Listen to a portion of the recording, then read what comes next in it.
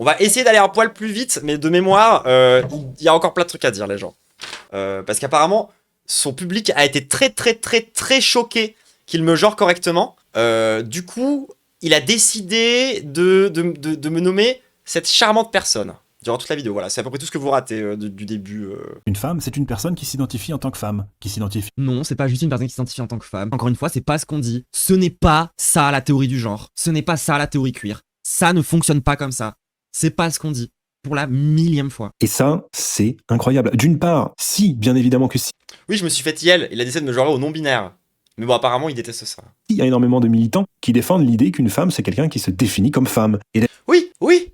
Mais quand t'arrêtes de penser la gauche comme étant un tout homogène, de façon ultra simpliste, comme il fait depuis le début de ce React, peut-être que ça va lui ouvrir un petit peu son esprit et qu'il va se rendre compte que, waouh, des gens ont des discours différents. Ah, et moi, dans ma lutte politique, je lutte contre l'idée que il s'agit simplement d'une question d'identité individuelle. C'est précisément pour ça qu'on n'est pas genre justement dans l'individualisme libéral, capitaliste, tout ce que tu veux, et que nous justement on définit que les femmes sont aussi des femmes dans la société, que ça n'aurait pas de sens sinon, que genre t'es pas une femme individuellement dans ta tête quoi, concrètement, et qu'il y a des dynamiques concrètes, et je vous le dis maintenant, mais je prépare actuellement une vidéo qui parle précisément de ce sujet-là. On aimerait dépasser la question de la transidentité. C'est-à-dire que pour nous, c'est pas une simple question d'identité et d'identification individuelle. C'est pour ça que je passe du terme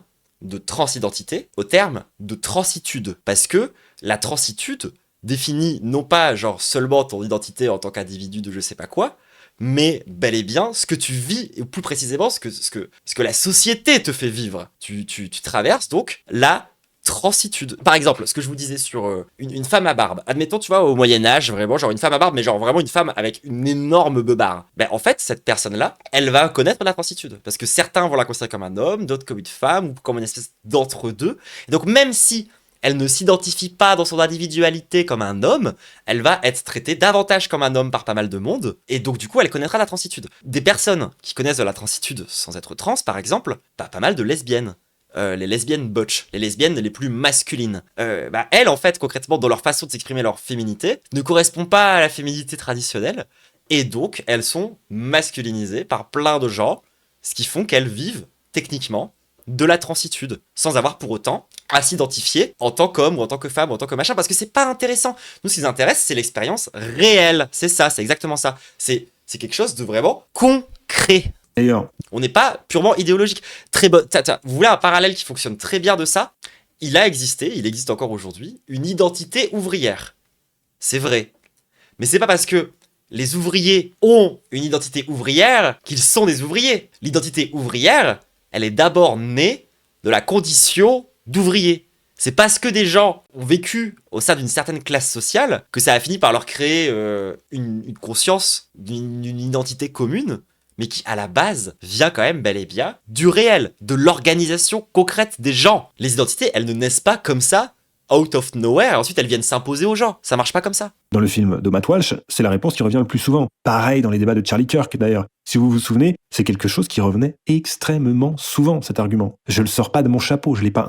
Est-ce que la transidentité est là pour faire front politiquement aux identitaires de droite? C'est juste une arme temporaire de la réalité. En fait, non, à la base de la base, les questions d'identité, les questions d'identity politics, c'est surtout lié à l'histoire du mouvement, en fait. C'est tout simplement parce que une des personnes les plus importantes dans la définition du genre, etc., c'est par exemple Butler, et que c'est plutôt des politiques qui sont liées à l'identité, qu'aujourd'hui, nous, on arrive à relire avec une lecture marxiste, qu'on arrive à ramener dans le matérialisme dialectique, concrètement, qu'on essaye de faire sortir de l'idéalisme, même si en vrai il y a une dimension matérialiste chez Butler, qu'il faut pas négliger.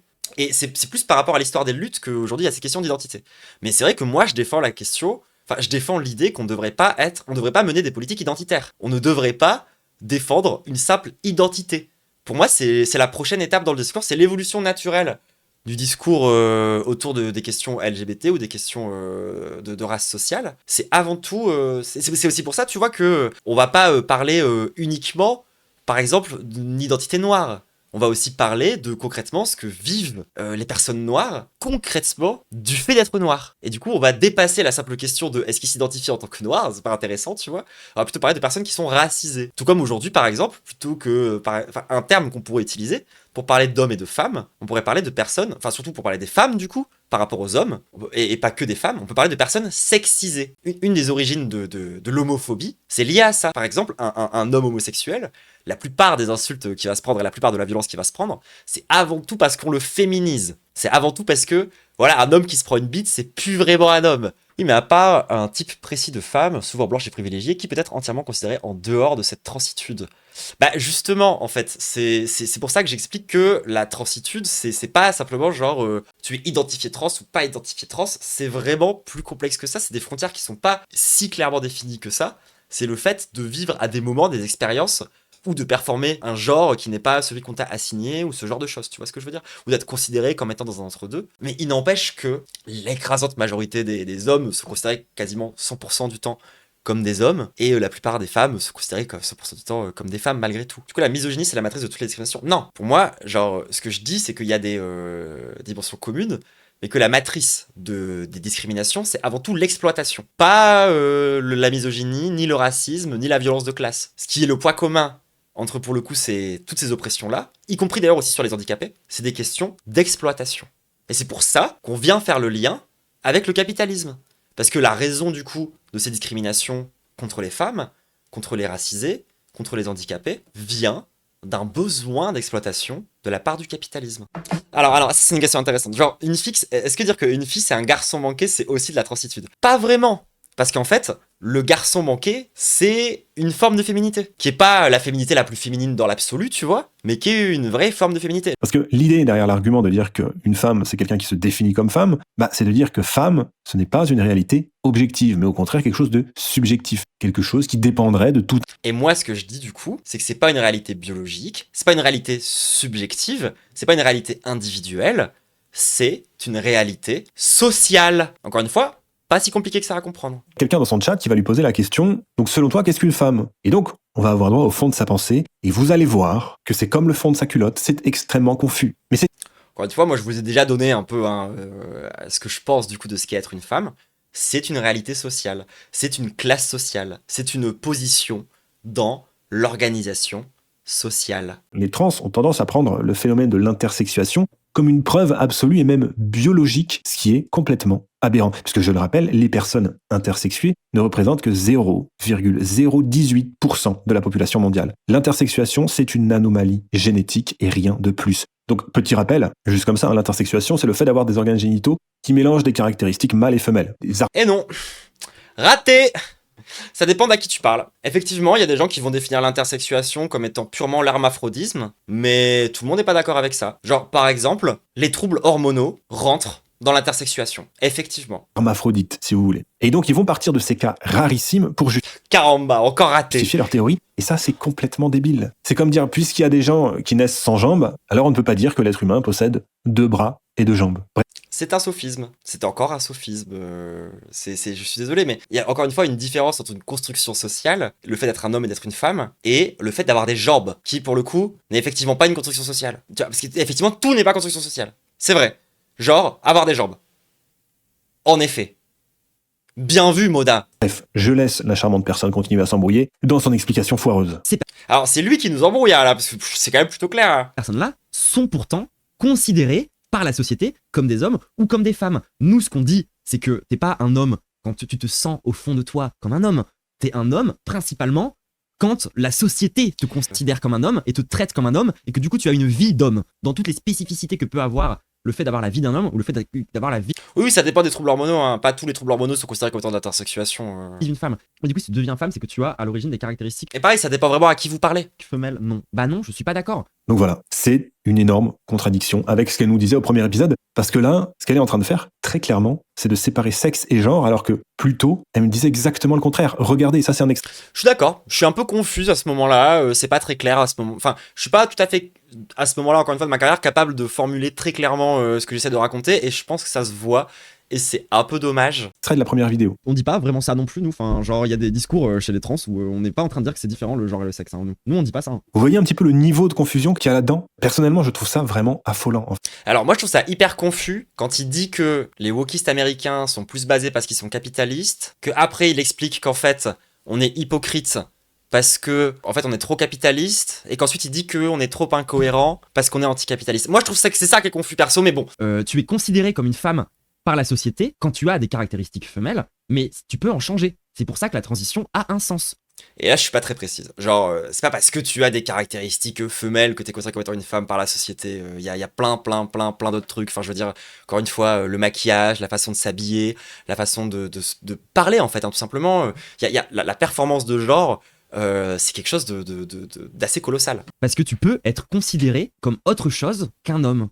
Si tu fais Par contre là c'est ce que je dis, c'est que ça dépasse la simple question des organes biologiques, etc. Parce que bah en fait ça existe. une transition de genre en fait. C'est pour ça que Genre ça si tu peux transitionner, c'est bien que c'est pas défini par la biologie. fait sens. C'est pour ça qu'on peut devenir une femme. Que t'es à la base considéré comme étant femme ou homme à la... Et c'est là où c'est pas très basé, parce que même les femmes cis deviennent des femmes. Encore une fois, on ne naît pas femme, on le devient. Ça va venir vraiment modifier ta vie en profondeur. Ça va changer les métiers qui te sont accessibles. Ça va changer ta trajectoire de vie radicalement. Moi par exemple, dans l'ingénierie, beaucoup de métiers, beaucoup de portes se sont fermées quand je suis devenue une femme. Ça va changer du coup par exemple ton rapport de domination au sein de la vie publique. En gros, elle nous dit que changer d'apparence, de passer de homme à femme, ça va totalement changer la manière dont la Pas seulement d'apparence du coup. Moi ce que je parle, c'est qu'il n'y a pas qu'une question d'apparence. C'est pas juste physiquement. C'est la performance de genre dépasse très largement la simple question de à quoi tu ressembles en fait. société va vous considérer, et donc ça va totalement changer votre expérience de vie. Ce qui est, pour le coup, absolument pas faux. Hein. D'ailleurs, ça c'est peut-être un des trucs les plus intéressants que nous aient offert les trans. Ce sont ces témoignages de personnes qui ont pu vraiment expérimenter la vie en société sous les traits d'un homme et sous les traits d'une femme. Parce que ce qui en ressort quand même, c'est que passer de femme à homme, contrairement à ce que certains pourraient imaginer apparemment, c'est quand même loin de passer en mode facile. Hein. Les problèmes sont pas les mêmes, certes, mais globalement, ils sont quand même assez surpris, ou surprises du coup, je sais plus comment il faut dire, de Alors, c'est pas ce que disent les mecs trans. remarquer que, tiens, Littéralement, si vous voulez, on peut retrouver la vidéo de Léo, des vidéos de Léo, qui a un mec trans qui explique précisément à quel point, depuis que c'est un homme, depuis qu'il est considéré par tout le monde comme étant un homme, il a plus peur de marcher dans la rue. Voilà.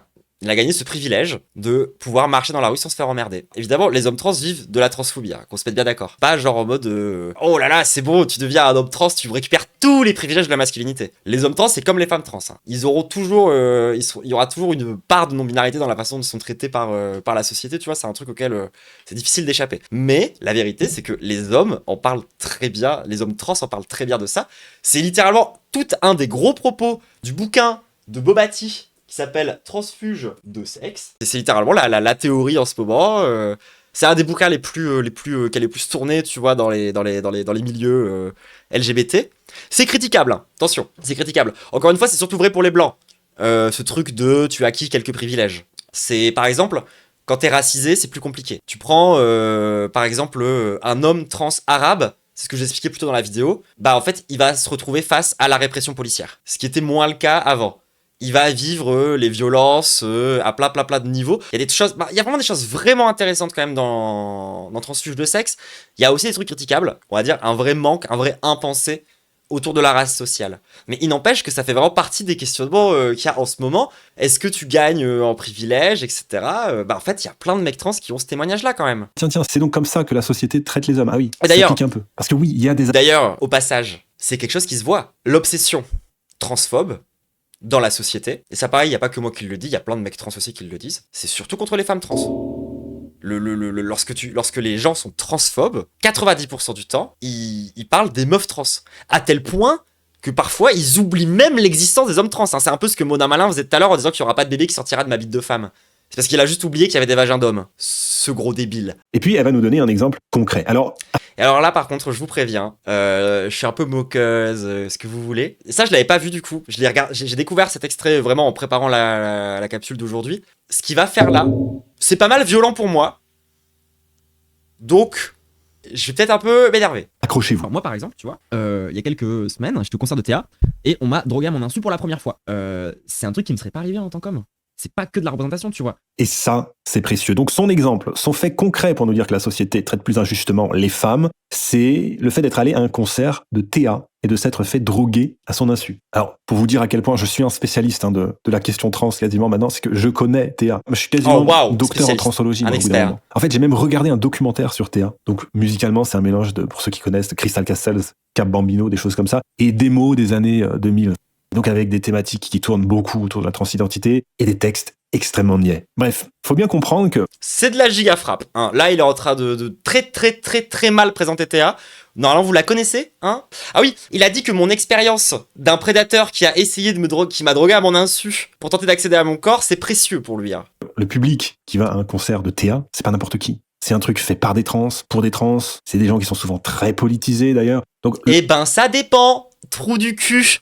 Parce que Théa, c'est pas non plus une giga star, hein. Même si on prie tous les jours pour elle, pour que ça arrive, y a aucun problème. Vraiment, Maros, tu es une étoile filante, tu illumines nos cœurs et on est tous avec toi. Théa, fonce! Théa, elle joue aussi dans des petites salles en fait. Elle joue aussi beaucoup dans des salles où en fait, il y a des gens qui sont des habitués de la salle, qui viennent. Donc en fait, quand tu te retrouves dans un concert de Théa, désolé, mais... t'as pas systématiquement que des trans.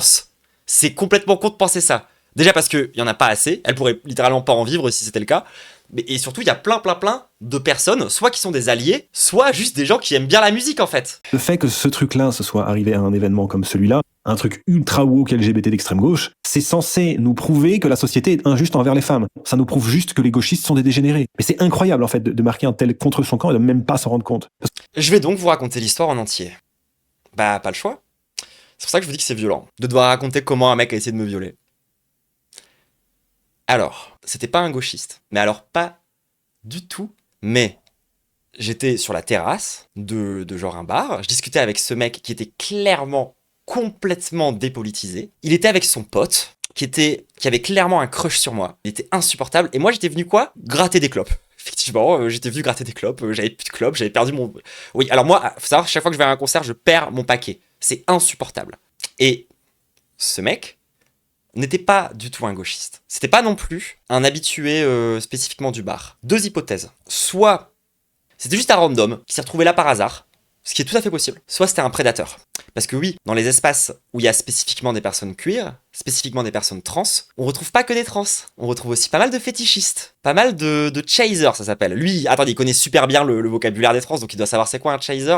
Quelqu'un qui ne cherche à baiser qu'avec des trans. Et ben ça, c'est tout aussi transphobe d'être fétichiste des trans que d'avoir de la haine. Hein. C'est vraiment un énorme problème. Donc en fait, dans les événements, il y a beaucoup de queer, il y a aussi pas mal de prédateurs. Il n'y a pas que des gauchistes. Il n'y a pas que des alliés. Il y a aussi des gens qui sont là pour draguer. Il y a aussi des gens qui sont là pour droguer des meufs à leur insu, pour tenter d'accéder à leur corps quand elles seront plus capables de penser suffisamment par elles-mêmes. Par contre, vous savez ce qui est extraordinaire? Ce qui était vraiment cool? Bah, justement, les gauchistes. Et je les remercierai jamais assez pour ce qui s'est passé ce soir-là. Parce que moi, je me suis rendu compte que j'ai drogué à mon insu assez rapidement. C'est l'avantage d'avoir été tox. Et du coup... ce qui s'est passé, c'est que genre, j'ai tout de suite été confuse, tout de suite paniqué, j'ai réussi à m'enfuir. Et à ce moment-là, heureusement qu'il y avait les trans, qu'il y avait les gauchistes, qu'il y avait tous ces trucs-là là, que lui déteste et qui traite de dégénérés. Parce que ce qui s'est passé, à ce moment-là, c'est que je suis tombé sur une des personnes derrière Transgressif, si vous connaissez pas le compte Instagram. Encore merci Maros, je sais pas si j'ai le droit de dire son prénom, mais encore merci infiniment d'avoir été là pour moi ce jour-là. Tu m'as probablement vraiment sauvé de traumatisme que j'aurais eu du mal à gérer. Elle s'est tout de suite occupée de moi. Elle a géré deux choses. Elle a trouvé une équipe pour retrouver le mec et le virer de la salle. Et elle a trouvé une équipe pour s'occuper de moi, pour tenter de me rassurer, pour me filer de l'eau. Et donc, c'est précisément parce que c'était un événement de gauchistes. C'est précisément parce que c'était un événement de cuir. Et c'est précisément parce que c'était un événement où il y avait des trans et tout ce que lui qualifie de dégénéré que... il n'y a pas, justement, un dégénéré qui a réussi à me violer. C'est précisément l'inverse, espèce de fils de pute. Ce que mon exemple, si je le raconte en entier, il consiste à dire, c'est juste que heureusement qu'on avait un minimum d'organisation collective entre nous pour me protéger d'un prédateur qui n'était pas un gauchiste, espèce de connard. Lui, il a juste utilisé mon putain de témoignage pour tenter de disqualifier l'ensemble de la gauche sur la base d'une hypothèse dont la solidité consiste juste à dire « c'est une artiste trans, il n'y a donc probablement que des gauchistes qui vont la voir ». Alors que la vérité sur Théa, c'est qu'il y a plein de gens qui kiffent ses sons, qui sont même pas au courant qu'elle est trans. Bon, c'est parce qu'ils écoutent pas les paroles aussi. Hein. Donc c'est violent, ce qu'il essaye de faire là. D'instrumentaliser mon agression, pour tenter de disqualifier l'ensemble de la gauche, alors que la personne qui m'a agressé, c'est surtout un homme. Voilà. Et je dis ça en tant que meuf qui s'est déjà faite violer par une femme. Là, dans les faits, c'était avant tout un homme. Et d'ailleurs, même quand je me suis fait violer par une femme, la meuf, elle a utilisé des dimensions du patriarcat pour s'en prendre à moi. Ben oui. Oui, même quand une femme, elle m'a violé, c'était quand même la faute au patriarcat. Oh, trop bizarre. Fils de pute, va. Putain, c'est super, hein, ça, d'utiliser le témoignage d'une meuf où il y a un prédateur qui a essayé de s'en prendre à elle de façon genre préméditée, ouais, comme tu dis dans le chat, pour disqualifier, genre, la gauche, en règle générale. C'est intankable. Genre, là, pour le coup, Modin est genre un énorme connard. Je sais pas comment le dire autrement, quoi. Je sais pas comment le dire autrement que, genre, le mec, il entend le témoignage d'une personne sur sa propre agression et il se dit, tiens, l'occasion de la ridiculiser. Fils de pute. Et ça, c'est des gens qui pensent avoir une supériorité morale sur nous, hein. Qui pensent que c'est nous les dégénérés, hein. Alors que le gars, il entend des histoires de viol ou de tentatives de viol. Son premier réflexe, c'est d'en faire un argument. C'est nous les dégénérés. Parce que tout ce que ça prouve, c'est que dans ce type de milieu, vous avez beaucoup plus de chances de vous faire droguer à votre insu que dans n'importe quel autre environnement. Alors, à une époque... Et vous savez, c'est quoi le milieu en question? C'est pas le milieu de gauche, hein. C'est le milieu des soirées, en fait. C'est le milieu des endroits où on fait la fête, on boit de l'alcool, on prend des drogues. Effectivement, c'est des endroits qui sont vulnérabilisants pour les femmes. C'est pas une question idéologique. Genre, faut arrêter de faire croire ça. Et ça, pareil, c'est un argument de merde de la part des droitards. Encore une fois, on dit pas pareil à gauche. À gauche, à aucun moment, on dit que c'est les droitards les violeurs. Parce qu'en fait, on sait très bien qu'il y a des violeurs de gauche. On lutte contre eux, en fait. Contrairement aux droitards, où les violeurs de droite, c'est pas vraiment un problème pour eux. Moi-même, je fréquentais beaucoup plus des milieux d'extrême gauche. C'est quelque chose que j'ai vu un nombre incalculable de fois, des gens se faire droguer à leur insu, et pas forcément des femmes, d'ailleurs. Non, désolé. Le viol, c'est pas de gauche ou c'est pas de droite. Le viol, c'est tout le monde. Tout le temps. D'ailleurs, en parlant de ça, est-ce que vous vous souvenez de ces attaques à la seringue qui s'étaient multipliées à un moment? Et est-ce que vous vous souvenez à quoi ressemblaient les gens qui se rendaient coupables de ces attaques? Nouvelle fake news, tout le monde. Je pense que c'est au moins la 3e. Je me permets donc, à minima, de sortir un petit article qui en a très bien parlé. C'est un article du Monde, hein, donc c'est quand même, encore une fois, pas le top du top du gauchisme. Piqûre pendant la fête de la musique, un emballement sur les réseaux et les médias. C'est ce qu'on appelle communément une panique morale. Voilà. Donc, je vais pas argumenter plus que ça sur cette histoire de seringue. Caramba, encore raté. Encore une fois, c'est pas très convergence des luttes tout ça. Enfin bon, bref, c'est catastrophique. C'est surtout un mensonge. Comme prestation, ça vous montre à quel point il y a une véritable déconnexion du réel et à quel point des faits vécus individuellement comme ça. La déconnexion du réel, il vient de dire une fake news. Ça peut être interprété absolument n'importe comment. C'est aussi le fait que, en fait, tu deviens une femme, certes, mais du coup, tu subis aussi plus les violences, en fait. Genre, tu as tout à fait des chances de mourir d'un féminicide, ce qui n'était pas le cas avant. Mais non, mais c'est incroyable. Est-ce que vous vous rendez compte de la stupidité de cette phrase? En devenant une femme, vous avez plus de chances de subir un féminicide. C'est stupide, ça? Va enfin qu'on m'explique en quoi. Hein. C'est genre la logique, c'est quasiment mathématique. Hein. Vous vous rendez compte à quel point c'est con ou pas? Et il y a des gens qui regardent ça, mais c'est terrible. Je crois que je vais Ouais, on est 286. changer de carrière, je vais mettre une perruque et je vais aller sur Kik. Tu ne pouvais pas mourir d'un féminicide avant d'être trans, tu vois. Genre, un mec qui te tue parce que t'es une femme, certes, parce que t'es une femme avec une...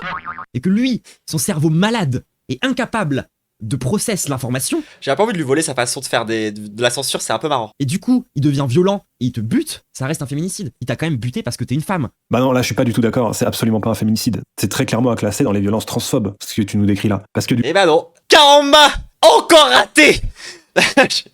C'est bien parce que le mec te considère comme une femme, qui t'a trouvé attirante, qui l'a provoqué de la violence transphobe. Ça peut être les deux en fait. Hein. Ça s'appelle un féminicide transphobe. On parle même de transféminicide. Voilà. coup, il aurait pas tué la personne parce qu'elle est une femme, parce qu'il la considère même pas comme une femme d'ailleurs. Il l'aurait tué. Mais si, justement, il comprend rien, c'est terrible. Oui, il est vraiment bête. Imagine la transmisogynie, c'est à la fois transphobe et misogyne. Wow. C'est fort ce que tu dis là. On pourrait aussi parler d'un autre truc que les gauchistes détestent, c'est le QI. Vous savez, on dit souvent Oui, le QI, qui, je le rappelle, est incroyablement colonial, validiste, et qui a... Enfin bref, le QI, quoi. Est-ce que j'ai vraiment besoin d'expliquer en quoi le QI, c'est un énorme problème? Déjà, mais même pour un mec de droite, quoi. Genre, désolé, mais est-ce que c'est pas infiniment stupide de penser qu'on peut mesurer un truc aussi complexe que l'intelligence avec un seul chiffre? Est-ce qu'au bout d'un moment, c'est pas ultra simpliste? Le QI, c'est une prédisposition à faire des maths, oui, en plus.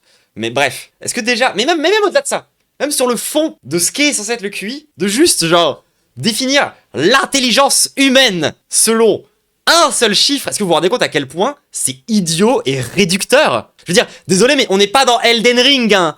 T'as pas une statistique d'attel, une statistique de foi, une statistique de force et de dextérité qui est fixe. Ça ne marche pas comme ça, hein. En fait, ça, c'est la réalité, le lot réel. Donc les femmes sont plus intelligentes que les hommes. Le truc, c'est que quand on dit ça, on n'a pas dit grand-chose. Ce qui est intéressant, c'est de comparer comment se distribuent les différences de QI entre hommes et femmes. Regardez, vous voyez bien que d'une manière générale, les femmes ont beaucoup plus tendance à avoir une intelligence moyenne, vers les 100 points de QI, alors que la répartition moyenne du QI chez les hommes, elle est beaucoup plus étalée. Quand on est... Caramba! Encore raté! Ah merde, c'est une fake news! Oh zut alors! Ah bah merde! J'ai été rechercher l'origine de ce schéma. C'est pas basé sur des statistiques. C'est un schéma qui sert à illustrer quelque chose. Il y a pas de fond, il y a pas d'étude derrière, d'accord? Ensuite, du coup, quand on s'intéresse un petit peu à ça de plus près, si vous voulez vraiment continuer à diguer un petit peu ce sujet, il y a une page Wikipédia entière qui est dédiée. Vous pouvez aller voir, il y a toutes les datas, il y a tout ce qu'il vous faut. Tout est là, toutes les sources sont ici, vous pouvez demander. Franchement, j'ai repassé voilà, quelques petites heures à un peu aller checker à droite à gauche, et il n'y a pas de consensus. Et d'ailleurs, au contraire, même, ce qui se rapproche le plus d'un consensus aujourd'hui, c'est que ce truc-là est faux. C'est-à-dire qu'il y a beaucoup plus d'études et de méta-analyses qui viennent débunker cette conclusion que de méta-analyses qui viennent l'encourager. Et lorsque je vous parlais de courbes représentatives, et non pas de courbes réelles, c'est aussi parce que dans les études, quand tu regardes la courbe réelle, même dans les études les plus biaisées, parce que pareil, le QI, c'est une notion qui a évolué, c'est une notion qui a été définie, redéfinie, etc., et qui a eu pendant longtemps des biais assez forts. Et bien même à l'époque où tu prends le test de QI, avec tous les biais qui ensuite ont été supprimés, et quand on a supprimé ces biais-là, ça a enlevé l'écart. Hein. Le vrai écart des études était beaucoup plus proche d'un truc comme ça, tu vois, que de ce que lui, il montre avec ce truc-là, tu vois. Genre, son illustration, c'est ça. Quand tu vas fouiller dans les études, qui sont des vieilles études, hein, c'est vraiment des vieilles études qui ont été... encore une fois, s'il y a une méta-analyse, c'est pas pour rien. C'est précisément parce qu'on a pu revenir sur les vieilles études et les critiquer avec les nouvelles. Et dire que c'était de la merde. Et en fait, même les études qui essayaient de trouver ce genre de conclusion, ça ressemblait plus à ça. Donc là, pour le coup, c'est vraiment, encore une fois, complètement manipulatoire de sa part. C'est vraiment lui qui sort à grave de son cul sans aucune source. Et puis voilà, super, hein, on kiffe. Hein. Un homme, on a plus de chances d'être un génie, mais aussi plus de chances d'être le dernier des Golbuts. Et ça, c'est complètement fou, c'est complètement con. Ça a une influence massive sur les rôles et la place des hommes dans la société. Donc vous savez, c'est comme quand on fait la comparaison des écarts de salaire en prenant en compte l'intégralité de la population. En fait, on constate effectivement un écart qui est énorme entre hommes et femmes, c'est vrai. Mais si vous enlevez des mecs comme Elon Musk, Bill Gates, Zuckerberg, juste quelques personnes, peut-être une dizaine de personnes, et que vous prenez que les individus moyens, vous vous rendez compte de quoi? Que l'écart s'écrase totalement, voire...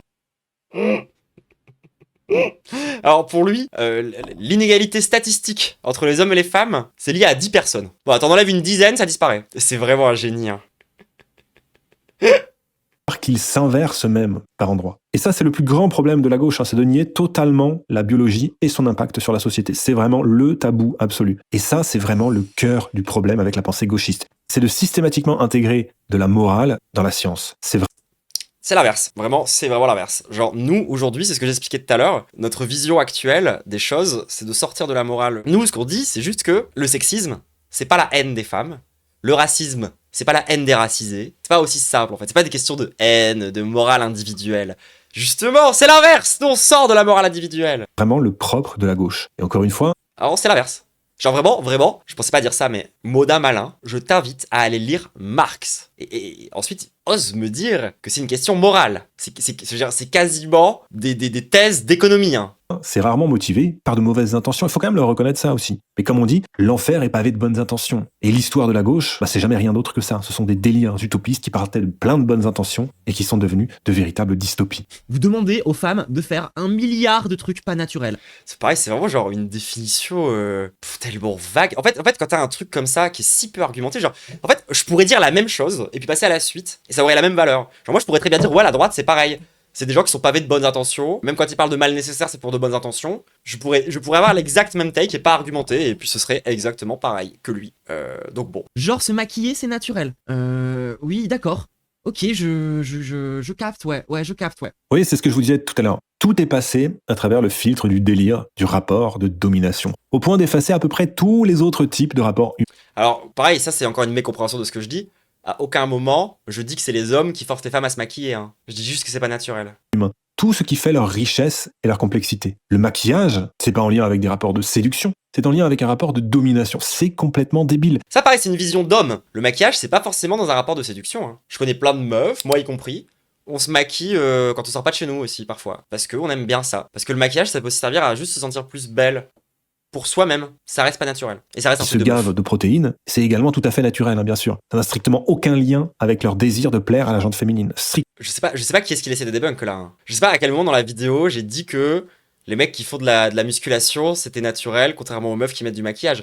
Surtout que là, il est en train quand même de justifier le fait que la différence de force physique, elle est aussi partiellement construite socialement. Donc là, il est encore en train de se contredire lui-même. Là, il est en train...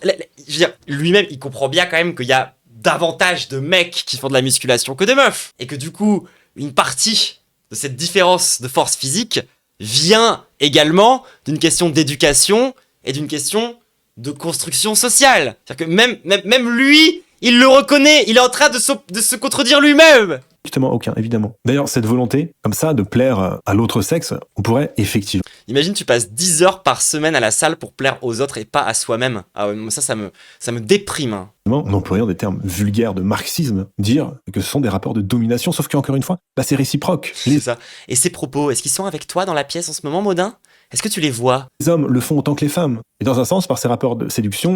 Oui, la performance de genre, c'est pas qu'un truc de femme. Bravo! Bravo, Maudin! Je n'ai jamais dit ça! Les hommes, ils sont également soumis aux femmes. Parce que, concrètement, dans la réalité, tout le monde connaît l'adage, l'homme propose, la femme dispose. Et Alors, vous voyez, ça c'est pareil. Hein. Un argument sur deux, c'est un proverbe. Quand même, hein. C'est-à-dire que, voilà, tu sais, nous, on a des études scientifiques, des intellectuels, on a la sociologie avec nous. Lui, il a un adage. C'est solide. Hein. Le fait que les hommes fonctionnent comme ça, dans un sens, ça met les femmes au-dessus dans la hiérarchie des rapports. Mais est-ce qu'il a déjà vu genre une famille? Parce que je pose la question sincèrement. Je me demande, parce que moi, ça, je l'observe partout. Hein. Famille de gauche, famille de droite, chez tout le monde. Hein. Quand on a fini de manger, c'est la femme qui débarrasse. Ah, mais c'est l'homme qui est soumis. Hein. C'est la femme qui s'occupe des enfants. Dans beaucoup de cas, c'est elle qui s'occupe des fringues aussi. Mais bon, il a son adage. D'ailleurs, ce domaine-là, c'est quand même typiquement le domaine par excellence où les hommes sont excessivement désavantagés par rapport aux femmes. Il y en a d'ailleurs beaucoup d'hommes qui abandonnent l'idée même de nouer des relations avec le sexe opposé, tellement la compétition est rude et que ça leur semble inatteignable. Ça, on pourra en reparler plus en profondeur des men going their own way. Pour le coup, il y aurait vraiment une vidéo entière à faire là-dessus. Qui est d'ailleurs une erreur grossière. Mais enfin bon, on va pas commencer à partir là-dessus, sinon on va plus s'en sortir. Genre les codes, de toute façon, ils font que changer. Les codes, de toute façon, ils font que évoluer. Je veux dire, ça ne fonctionne pas, en fait. Genre, si tu cherches le vrai point commun entre toutes les femmes de la Terre, c'est qu'elles sont dominées par les hommes. C'est surtout et avant tout par Aujourd'hui, je parlerai plus d'exploitation. Mais bon, vous avez compris que ça revient un peu au même. Enfin, l'un vient de l'autre. ça qu'elles se définissent, en vérité. Et vous voyez là ce qui vient de se passer? La charmante personne là, elle met pourtant le doigt sur des trucs. C'est-à-dire par exemple que malgré le fait que les codes changent, etc., notamment à cause des progrès techniques, qui sont d'ailleurs très... Alors moi, je parlais plutôt géographiquement. Je parlais de codes au Japon, de codes en France, de codes en Amérique, de codes un peu partout, mais bref. très rarement mentionnés dans les discours de gauche, comme ça c'est assez intéressant à noter. Et malgré aussi le fait que n'importe où dans le monde on observe les mêmes phénomènes en ce qui concerne ces rapports hommes-femmes. Donc bref, elle continue Alors non, pas exactement les mêmes. Par contre, on observe la domination, ouais. d'essayer de faire croire que le problème est avant tout social en nous démontrant en fait tout l'inverse. Oui, il me genre au non-binaire. C'est totalement absurde. Et pourtant, c'est cette idéologie-là, pleine de contradictions, qui domine dans le monde universitaire, dans le monde intellectuel. Imagine le capitalisme s'est exporté partout. Ce serait dingue. Comment on appellerait ça comme phénomène? L'idée que le capitalisme s'est exporté partout sur la Terre. Genre, un peu comme si ça avait fait monde. On a trouvé un mot comme ça qui serve à dire que d'un seul coup, le capitalisme est devenu mondial. Faudrait trouver un terme pour dire que genre ça devient mondial. La mondification, c'est pas mal. La mondification, j'aime bien. Ouais, ou la mondialisation, mais je pense pas que ça existe, hein, ça, comme mot. Vous venez de l'inventer. Alors moi, sur le discours de est-ce qu'il y a un effet de mode, je suis pas en mode non, il y a pas d'effet de mode, c'est pas vrai. Je suis en mode ouais, si, il y a un peu un effet de mode et tant mieux. Alors ça, c'est formidable. C'est vrai que je lui fais énormément de reproches, parce que bon, c'est vrai que intellectuellement, elle est vraiment pas du tout au point, mais il y a des fois où quand même, elle ose s'approcher de sujets qui sont de véritables tabous dans sa communauté. Et ça, c'est quand même à mettre à son crédit, même si bon, les réflexions sont jamais poussées de bien loin. Mais enfin, en tout cas, voilà, elle est assez honnête sur certains trucs. Voilà, parce que je pense que c'est toujours important d'essayer de... Alors que lui, vraiment, les réflexions, il va au bout de la théorie, il cite ses sources, hein. Enfin, c'est vraiment très très clean, hein. trouver des qualités chez ses adversaires, ce que j'ai pas toujours réussi à faire d'ailleurs. Donc bref, oui. Ah oui, ouais, ça c'est un truc que je continue à dire, hein. The worst person you know may have a great point, hein. Genre pour le coup, même la pire personne au monde peut avoir raison des fois. Il y a un effet de mode, ça c'est factuel. Et de mon point de vue, c'est une catastrophe, de son point de vue, c'est une excellente chose. Mais au moins... Et non, désolé, mais genre au bout d'un moment, il faut être d'accord avec ça. Il y a eu une période, c'est un peu moins vrai aujourd'hui, mais où le fait d'être queer, c'était perçu comme étant cool. C'est bon, ça a existé, c'est pas pour autant que ça délégitime les parcours de transition, en fait. C'est là où on n'est pas d'accord, tu vois. Et c'est là aussi où on voit la dimension panique morale. On est d'accord sur le fait, on est d'accord pour dire que ce phénomène existe. Donc à partir de là, on peut quand même commencer à discuter. Et donc là, son honnêteté, elle est quand même rafraîchissante, parce qu'il y a beaucoup de militants trans qui vont purement et simplement nier cet effet de mode. Le fait que ces idées vont parfois toucher des gens qui ne devraient pas être concernés du tout par ces problèmes-là. Et je trouve que si t'as un problème avec le fait que se questionner sur son genre, ça soit un problème, c'est un peu Là, je suis bien d'accord avec moi-même. Je trouve ça même plutôt bien formulé. bizarre. Je trouve que de vouloir que les gens se posent moins de questions, c'est bizarre. Mais en fait, oui, Oui, en effet, je trouve ça bizarre de dire aux gens arrêtez de vous poser des questions. c'est quelque chose qui est totalement inutile. Et c'est ça le grand paradoxe du mouvement LGBT d'ailleurs. Ah bah non, c'est pas inutile, puisque du coup, on voit qu'il y a des gens qui transitionnent. Complètement con. C'est qu'en voulant créer des identités libératrices, ce mouvement, il a fait qu'enfermer des gens dans une identité extrêmement réduite. Le simple fait que la plupart de ces militants trans ne se définissent jamais par qui ils sont, mais plutôt par leur identité de genre, par leur sexualité, ça en dit quand même beaucoup. D'ailleurs, Alors non. Non. Moi, c'est assez secondaire, hein, d'ailleurs. Enfin, tu remarqueras que dans mon décor, à part vaguement dans le miroir où tu peux voir un drapeau arc-en-ciel, parce que je l'aime bien, je me définis certainement pas absolument que comme une meuf trans. Et pour le coup, ces problèmes de questions identitaires, ça touche... Aujourd'hui, je trouve que c'est plus un truc de droite, encore une fois. C'est aussi vrai à gauche, hein. On a ce problème-là à gauche, il y a des gens qui prennent une identité quelconque, de genre, de sexe, quoi que ce soit, et ça devient leur personnalité. C'est vrai que ça existe, c'est un peu nul, mais ça n'a pas de vraies conséquences graves. Par contre, à droite, la question de l'identité française, ça c'est un truc qui est très obsessionnel. j'aimerais illustrer ça. Des gens creux, il y en a partout. Bah ouais. Mais bon, en attendant, les gens, les droitards qui se définissent uniquement comme patriotes et qui ne sont rien d'autre que des patriotes, et c'est l'unique forme qu'ils ont sociale, ça existe aussi en fait. Alors ça c'est intéressant, vous allez voir. J'ai gardé ce passage-là parce qu'il est vraiment intéressant. Avec le symbole du drapeau LGBT. Parce que symboliquement, il y a quelque chose de très intéressant avec ce drapeau. Donc vous voyez un arc-en-ciel, un vrai arc-en-ciel. Là il fait c'est de la sémiologie, ça, de l'étude des symboles. On dit que ça comporte 7 couleurs. Bon, en réalité, un arc-en-ciel, c'est un nuancier. Entre le vert et le bleu, il y a plein de nuances. C'est un spectre. Entre le rouge et l'orange aussi. Sauf que ce qu'on fait quand on représente les couleurs d'un arc-en-ciel, comme sur le drapeau LGBT, c'est qu'on schématise, on cloisonne, on enlève toutes ces nuances. Parce que c'est trop difficile à représenter précisément, toutes ces nuances de couleurs. Donc, on crée des limites extrêmement strictes entre ces couleurs. Et en fait, symboliquement, on retrouve la même chose dans l'idéologie LGBT. Admettons que ce soit vraiment juste... Là les gens, il est en train de dire qu'on n'aurait jamais dû définir les couleurs. Il est complètement con. Désolé, mais là il est en train de dire mais pourquoi est-ce qu'on a inventé les couleurs alors qu'il y a une infinité de nuances? Je comprends pas. Peut-être pour décrire le réel, connard. Je sais pas moi. Peut-être parce qu'à chaque fois qu'on voit, par exemple, à quelconque truc qui est vaguement bleu, on dit bah c'est bleu. Mais si ça recouvre plusieurs bleus, c'est pas très grave d'avoir inventé le mot bleu. C'est pas un problème. Tout comme c'est pas un problème d'avoir inventé le mot violet, c'est pas un problème d'avoir inventé le mot jaune, ni le mot orange. Et c'est pas non plus un problème d'avoir inventé le mot homosexuel. Alors là, je trouve ça fantastique ce qu'il dit parce que c'est vraiment un point de tension entre nous et les droitards, vous allez voir. Et pourquoi pas, cette idée, elle est pas si absurde que ça. Donc, à un extrême, il y aurait l'homme ultra viril, à l'autre extrême, la femme ultra féminine. Donc, avec toutes les nuances possibles et inimaginables entre les deux. Paradoxalement, les militants LGBTQI+, machin, ce qu'ils font, c'est de délimiter des petites cases extrêmement précises, extrêmement réductrices à l'intérieur de ce spectre. Exactement comme le fait le drapeau LGBT. Donc en fait, c'est ce que je vous disais tout à l'heure par rapport à l'identité. C'est que nous, quand on utilise le terme homosexuel, c'est pas pour inventer l'homosexualité. C'est pour décrire un truc qui est déjà là, qui recouvre certes plusieurs réalités, comme sur un spectre, mais pour décrire une réalité. C'est pour ça qu'on a besoin d'inventer des termes. C'est pour pouvoir parler du réel. De la même exacte façon qu'on a défini les couleurs pour parler de ce qui est globalement vert ou pour parler de ce qui est globalement orange. Et ben c'est un peu pareil, même si ça recouvre un tas de réalités très différentes, on définit quand même le mot homme. Pourquoi ? Bah parce que ça existe. De la même façon que les meufs trans existent, que les mecs trans existent, que les personnes non binaires existent. Bah du coup on a des mots pour décrire cette réalité-là. C'est pas parce qu'on définit les choses, c'est pas parce qu'on met des mots sur quelque chose qu'on le fait exister. Moi justement j'ai une pensée qui est à l'inverse de ça. C'est là où lui il est idéologique, il pense que c'est les idées qui dirigent le monde. Moi je pense que c'est la réalité qui dirige les idées.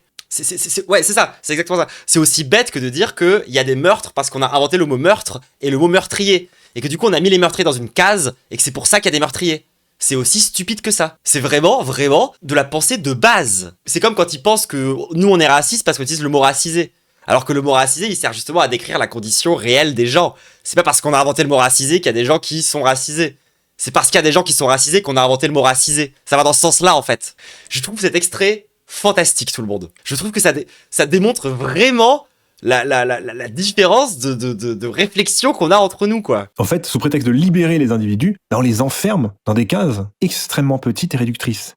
Là, il est en train d'être en mode vraiment genre faudrait qu'on arrête d'utiliser les mots de couleurs. Voilà, pourquoi est-ce qu'on a inventé les couleurs ? Ah, au bout d'un moment, il y en a une infinité de nuances, je vous ferai dire. Et globalement, les adeptes de ces délires-là, ce sont des personnalités qui en ressortent affaiblies. Ce sont des gens qui vont suivre un certain nombre de codes, de règles même, au point de devenir de véritables clones les uns des autres. Moi, je suis demi-romantique, moi, je suis Jen. Alors, non, hein, désolé, mais justement, t'arrêtes pas. Il passe littéralement sa vie à faire de la gauche un gros bloc homogène dans lequel, du coup, moi, je serais forcément d'accord avec tout l'ensemble de toute la gauche parce qu'on serait tous des clones. Alors que depuis le début, je passe quand même mon temps à dire désolé, moi, ce que je dis quand même, ma vision des choses, c'est quand même un pas de côté par rapport au féminisme mainstream. C'est quand même un pas de côté par rapport à l'antiracisme mainstream. C'est pas exactement pareil. Il y a des nuances, en fait. Des nuances comme dans un arc-en-ciel qu'il a l'air de pas vouloir voir. Fluide, moi, je suis non-bibi, moi, je suis queer. C'est plein de toutes petites cases. Et c'est extrêmement réducteur. Et en fait, c'est ça le problème. C'est que ce truc-là, au lieu d'être libérateur, c'est au contraire une logique qui prône un certain sectarisme, un certain renfermement. Tu vois, alors que le drapeau hétéro, tellement moins problématique, finalement. Il définit vraiment vachement moins des cases dans lesquelles on peut être. Il est tellement moins binaire. Lui, il est vraiment en mode, c'est une perte de diversité, hein. Un certain conformisme aussi, à l'intérieur même du mouvement. Et donc, il n'y a rien de pire si vous Mais il y a du conformisme, il y en a partout, stop. voulez exprimer votre identité. Donc, pourquoi pas, si vous voulez garder cette idée du spectre entre l'homme ultra-viril et la femme ultra-féminine, cette idée, elle est pas si absurde. Imaginez d'ailleurs... Bah, attendez. Est-ce qu'il vient de valider l'existence des personnes non-binaires ? Plus woke que ce que je pensais, hein. Parce que s'il y a un spectre, c'est bien qu'il y a un d'entre-deux, hein. Le mec, vraiment à l'extrémité du spectre Oui, là, il est en mode, il faut abolir le genre, en fait. C'est un énorme wokiste. de la virilité. Mais en réalité, ce mec-là, il se rapprocherait plus de l'animal que de l'être humain. Et je pense... Voilà. Alors, premièrement, l'être humain est un animal. Voilà, histoire de rappeler quand même les bases. Que bon, c'est eux qui passent leur temps à parler de biologie. Mais là, il est en train de dire, voilà, un mec extrêmement viril, ça devient un animal. On est tous des animaux, premièrement. Mais c'est là aussi que ça en dit très long sur sa vision de ce qu'est la masculinité, quoi. Pour lui, la masculinité, c'est forcément, genre, l'agressivité, la domination, le fait d'être violent. Oh merde!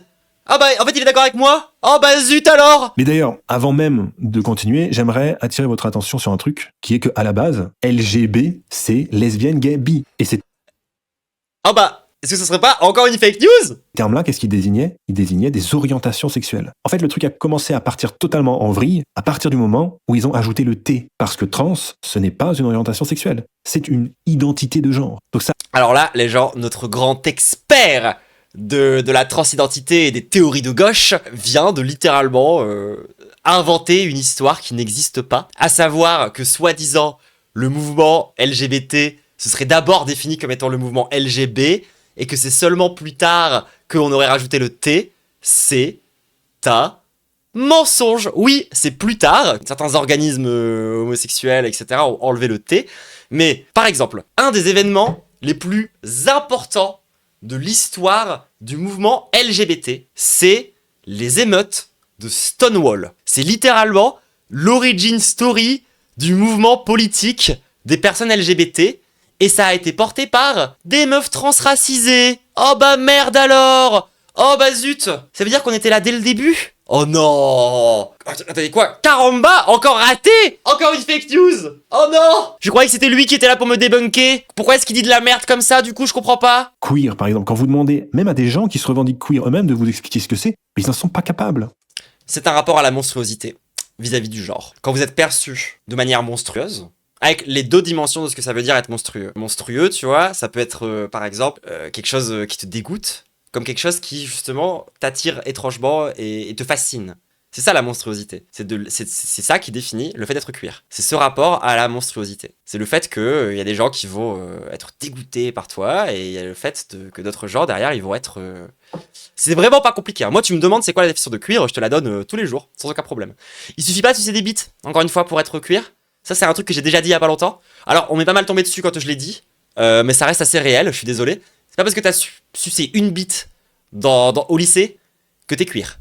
D'accord? Si derrière t'as eu que des relations purement hétéronormatives, tu n'es pas queer. Désolé de te le dire. C'est pas parce que t'as sucé une bite une fois que c'est bon, c'est réglé. Non, il faut avoir un rapport à la monstruosité. De la même façon qu'il suffit pas tu peux être queer sans être LGBT. Moi, par exemple, je peux défendre l'idée, les bimbos sont queer. Parce que c'est un rapport au regard masculin. On appelle ça le male gaze dans les milieux un peu anglicisés, quoi. C'est parce que une bimbo, elle surperforme la féminité, que du coup, il y a ce rapport monstrueux, où on la montre, littéralement l'épistémologie du mot monstre, que d'un côté elle fascine des gens, et que d'un autre côté elle dégoûte d'autres gens, parce que la chirurgie esthétique, non, horrible, c'est de la charcuterie, nanani nanana, tous ces trucs là, tu vois. Double rapport à la fois monstrueux de dégoût, et rapport monstrueux de fascination. Donc, les personnes, les bimbos sont queer, pour moi. Voilà, je trouve que la définition est très claire, mais apparemment personne n'arrive à définir queer. Je dois quand même reconnaître que le terme queer, il n'a pas toujours été très bien défini par des gens qui ont souvent fait l'amalgame entre être queer et être LGBT. Et c'est vrai que la distinction, c'est quand même... C'est pas level 1. Je suis d'accord que c'est pas level 1. C'est pas le premier truc qu'on t'explique quand t'arrives dans la communauté LGBTQ+, la différence entre être LGBT et être queer. C'est vraiment plutôt avancé. Totalement perverti et desservi la cause des homosexuels qui demandaient simplement à ne pas être discriminés ou à cause de leur sexualité. Et quand on a commencé à amalgamer les trans à ce truc-là, c'est vraiment devenu n'importe quoi en fait. Parce que ça n'a plus rien à voir, ils ont mélangé deux trucs complètement... Là, il fait l'histoire à l'envers. À la base, on militait tous ensemble, sauf que les gays ont obtenu une avancée majeure, à savoir le mariage homosexuel. Ça les a dépolitisés. C'est ce qu'on appelle l'intégrationnisme. Et oui, ça marche pas que pour les racisés, ça marche aussi pour les queers. Donc c'est une forme de pensée intégrationniste. Le fait de chercher à normaliser au maximum, de normaliser le rapport social des homosexuels au sein du capitalisme, a fait que ça a fait émerger plus tard l'homonationalisme et les mouvements LGB dont il fait référence. Mais c'est pas genre, t'avais les mouvements LGB et à côté les mouvements trans, et en fait, quand on a mélangé le T au LGB, c'est devenu les LGBT, et ensuite il y a des gays qui ont fait aïe aïe aïe aïe. Non, à la base, on était vraiment tous ensemble, et c'est plutôt les mecs gays qui, lorsqu'ils ont pu accéder à certains privilèges, se sont séparés de nous pour tenter d'apparaître plus respectables. Et vu que les trans, nous on n'est pas respectables, parce que désolé, malgré tout ce qu'ils disent, ça reste quand même plutôt controversé d'être trans. Ils ont tenté de nous jeter sous le bus pour se faire plus accepter par le reste des autres. Et tu remarqueras qu'ils sont pareils sur le racisme au passage. Les LGB sont souvent très racistes. Justement, les homos, mais ils en ont marre de ça, dans leur écrasante majorité. Et il faut... Non, pas dans leur écrasante majorité. Plutôt dans leur écrasante minorité. La vérité, on a des stats là-dessus. Les personnes qui soutiennent le plus le mouvement trans, c'est quand même les mecs gays et les meufs lesbiennes. Surtout les meufs lesbiennes au passage. Mais pas mal de mecs gays. Mais en vrai, non, c'est pas une majorité de mecs gays qui veulent se désolidariser du mouvement trans. C'est faux. C'est un mensonge. C'est une minorité bruyante, par contre, les LGB. Ça, c'est vrai. Ce serait aussi con que de dire que la majeure partie des féministes sont à Némésis. Complètement stupide. C'est une minorité. Non, se questionner sur son genre, ça n'a pas de grosses conséquences. Parce qu'en fait, les 3 quarts du temps, après t'être questionné sur ton genre, tu vas te rendre compte que le genre, quand t'as assigné à ta naissance, il est très bien. Mais oui, absolument, mais complètement. Mais alors dans ce cas-là, admettons, d'accord, on fait comme ça. D'ailleurs, c'est plus que les 3 quarts, c'est 99% des gens. Mais... Et au passage, moi je trouve que ça te fait grandir en tant que personne, d'essayer de mieux comprendre le sexe opposé. Justement, genre même si à la fin, t'as fini par décider que en fait ton genre il était très bien tel qu'il était, ça a quand même servi à quelque chose. Ça n'a pas servi à rien. Dans ce cas-là, quand est-ce que ça s'arrête? Combien de temps ça doit durer dans la vie d'un individu de se... Mais ça dépend des gens! Laisse-les choisir! Questionner sur son genre. Pourquoi insister? Genre, on n'est pas en train de dire, il y a une période d'essai définie, stricte, pour tout le monde qui est la même. Alors là, c'est lui qui devient autoritaire bizarre. Laisse les gens choisir par eux-mêmes. Laisse les gens de par leur libre choix, décider de quand est-ce qu'ils ont décidé que c'est bon, ils étaient décidés, genre... Pourquoi il veut absolument créer une norme précise de la période d'essai pour être trans? C'est débile. Pourquoi en faire le centre du monde? Ah, le centre du monde, carrément. Waouh, et osons doser, hein. Genre, même à la France insoumise, les questions trans, elles sont secondaires. Désolé de le rappeler, hein, parce qu'on est plus ou moins en période électorale et tout quand même, mais ça reste assez réel, hein. Le centre du monde, il a dit. Hein. Osons doser, peut-être. Alpha et l'oméga de toute l'humanité aujourd'hui. Pourquoi? Et pourquoi Qui dit ça? exiger à ce point cette surreprésentation dans tous les médias, les œuvres, etc. Non, attendez. C'est lui qui exige des choses. Hein. Lui, il exige que on ferme notre gueule, qu'on n'explique rien aux gens, qu'on empêche les gens de se poser des questions. Hein. C'est lui qui exige des choses. Hein. Moi, j'exige pas que les gens se posent des questions. Par contre, j'aimerais bien que ce soit possible. Pourquoi est-ce qu'il faut en mettre partout, tout le temps? Pourquoi? Tu vois, c'est ça que je te dis. Ce truc-là, Il y en a pas partout tout le temps. Genre, encore une fois, genre, regarde la télé. Je propose une expérience de pensée à mode Amala. Je lui propose d'allumer la télé, d'ouvrir, allez, on va dire les chaînes les plus regardées. BFM TV et CNews. Et je lui propose de s'arrêter quand il voit une meuf trans. Pas juste un extrait dans un reportage. Hein. Quand il voit une meuf trans sur un plateau, ou juste une meuf trans qui parle aux spectateurs. Et il s'arrête quand ça arrive. Bon, déjà, nous, ça nous fera des petites vacances, du coup. Peut-être il va comprendre qu'on n'est pas partout, hein, au hasard. Par contre, moi, je veux bien faire la même expérience. Je lance la télévision et je m'arrête dès que je vois un mec cis blanc. Ça vous va? Et du coup, on mesure comme ça pour voir qu'est-ce qu'il y a le plus partout. Et puis, on jauge. Ça vous va? Petite expérience de pensée. il est beaucoup trop minoritaire pour être considéré comme un fait de société aussi important aujourd'hui. C'est complètement délirant. Et puis donc, pour te répondre concrètement, le risque, c'est que justement, des gens qui se sentaient très bien dans leur genre vont se remettre en question pour rien. Et non, parce que les gens qui se posent des questions, c'est pas pour rien. Genre, genre quand quelqu'un, tu lui dis est-ce que tu te poses des questions par rapport à ton genre? S'il te répond bah non, je suis très bien dans ma peau, on arrête d'insister en fait. Genre, on n'est pas chiante comme ça. Hein. Enfin, c'est une dinguerie de penser ça. De penser qu'il y a une espèce de complot où on voudrait forcer les gens à se poser des questions. Non, encore une fois, si les gens ne veulent pas se poser de questions, tant mieux pour eux. Mais est-ce qu'on peut avoir la possibilité de le faire? À douter pour rien. Parce qu'il y a des périodes comme l'adolescence qui sont déjà... Alors, encore une fois, tu ne doutes pas pour rien. Hein. Même si tu as douté et qu'à la fin tu te dis, en fait, mon genre de naissance, ça me va très bien, ça t'a quand même fait progresser. Genre, il faut demander à toutes les personnes qui ont retransitionné, elles ont toutes ce discours-là. Aucune ne regrette. Enfin, genre, vraiment, faut qu'on rappelle quand même un petit peu les stats et les datas. Les personnes qui retransitionnent, c'est déjà une écrasante minorité. C'est vraiment déjà pas beaucoup de gens. Ensuite, les gens qui retransitionnent et qui le regrettent, c'est aussi encore moins de gens dans cette fraction qui est déjà très faible. Et au sein de cette fraction très faible de gens qui ont retransitionné et qui le regrettent, eh ben, la majorité, c'est à cause de leur famille, de leur travail et en règle générale, des oppressions qu'ils ont subies, qu'ils le regrettent. C'est pas un simple regret individuel. Les gens qui regrettent d'avoir transitionné puis retransitionné, c'est surtout parce qu'ils ont vécu de la violence. Et pas de la violence de la part des LGBT. Hein. Donc est-ce que rajouter un doute pareil et insister à ce point là-dessus, c'est vraiment quelque chose de sain? Enfin, sans déconner, à l'adolescence, on est complètement perdu. Et aujourd'hui, il faut aussi savoir que l'adolescence, ça dure beaucoup plus longtemps qu'avant. Hein. Franchement, ça dépend des ados. Hein. Parce que c'est vrai que dans la tête des gens, quand on parle d'adolescence, on parle de 14, 15, 16, 17, 18 ans. Non, aujourd'hui, l'adolescence, ça continue facile jusqu'à 20, 22, 24 ans. Et bref, c'est évident qu'il y a des gamins qui se sont réfugiés là. 24 ans l'adolescence. Hein.